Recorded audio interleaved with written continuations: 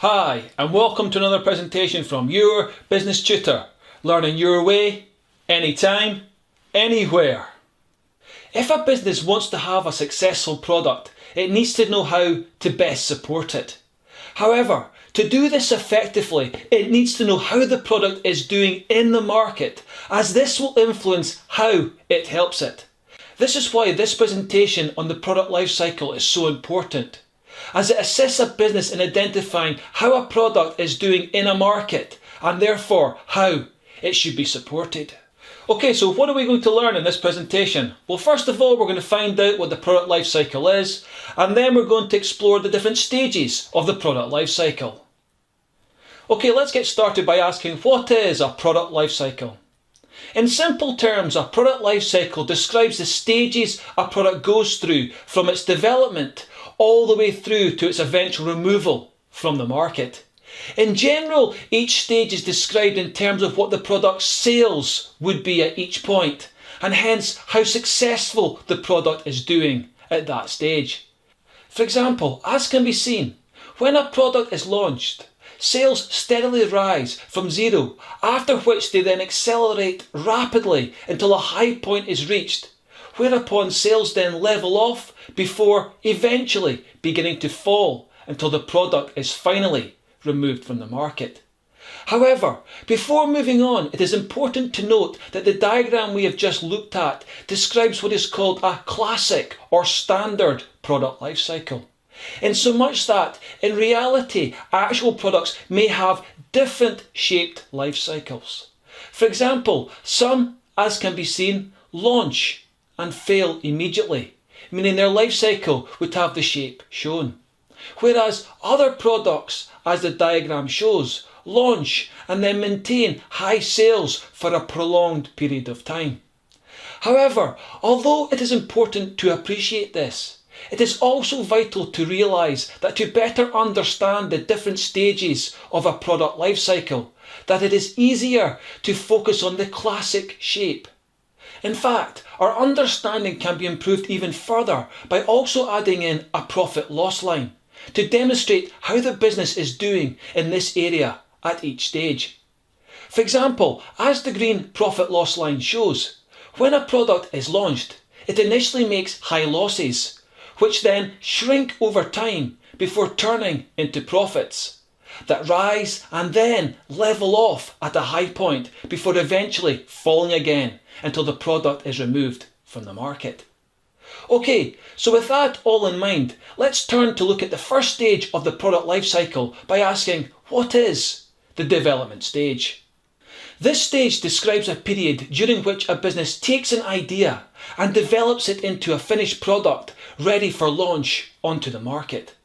As can be seen from the diagram, during this stage the business makes no sales, as the product is yet to be sold. However, when we add on the green profit-loss line, it can be seen that during this stage a business incurs ever-increasing losses as money is spent on research, testing and building prototypes. What this shows, and this is a key point, is that product development is risky, as it involves huge upfront costs which are only recouped later if the product sells well. Okay, let's turn to the next phase in the product's life cycle by asking, what is the introduction stage? The introduction stage describes the time period over which a product is launched onto the market. As can be seen from the diagram, during this period the product experiences low sales which rise gradually over time. Sales are low at this point because when a product is first launched, customers may not be aware of it, and it probably isn't being sold in many shops. However, to overcome these issues, a business usually spends heavily on advertising during this period, which, when added to the cost of developing the product in the first place, and it can be seen why at this point on the product life cycle, the business experiences increasing losses, as shown by the green profit-loss line. Okay, let's now move on to the third stage by asking, what is the growth stage of the product life cycle? During this stage, the product becomes increasingly well known as the advertising used previously begins to have a positive effect and the product becomes available in more stores. As such, and as the diagram shows, during this time period, sales rise rapidly. Better yet, and as the green profit loss line shows, although the product is still being advertised, because sales are rising so quickly, the business sees losses begin to shrink and in fact may start to make a slight profit near the end of the growth phase. As a consequence, it is usually during the growth stage that a business will break even. Okay, let's now move on to the fourth time period in the life cycle by asking, what is the maturity stage? This stage describes a period where a product is doing really well and is popular amongst customers. It is available in lots of shops and has built up a strong brand image, meaning, as the diagram shows, that sales have reached their highest point and have levelled off. Furthermore, and as the green profit loss line shows, during this period a large profit is made as the revenue generated from sales is much higher than the cost of making the product. This means that all the money spent on developing the product will now have been recouped. What this shows is that reaching the maturity stage and staying at this point for as long as possible is crucial if a business is to make high profits, and equally important, cover its development costs.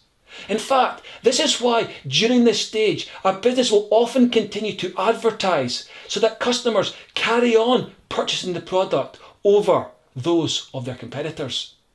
Okay, let's now move on to the penultimate phase of a product life cycle by asking, what is the saturation stage? During this stage, the marketplace becomes flooded with competitors offering similar products, meaning the business finds it challenging to maintain its market share, and as the diagram shows, sales begin to fall from their peak. Worse still, as the product has been on the market for some time, a number of customers have decided to switch to newer, up-to-date products, meaning sales take a further hit. As a result, and in an attempt to maintain sales in a tough market, the business may decide to cut prices. However, this will be the expense of seeing its profits fall, as the green line on the diagram shows. Nevertheless, unless the business does something radical at this point to improve its product, the end result is obvious. So with that, let's turn to the final part of the product life cycle by asking, what is the decline stage? During this stage, the product becomes unpopular because it goes out of fashion, or better, more superior products replace it. As a consequence, and as the diagram shows, sales fall rapidly during this stage until the point is reached where the business decides to stop selling it.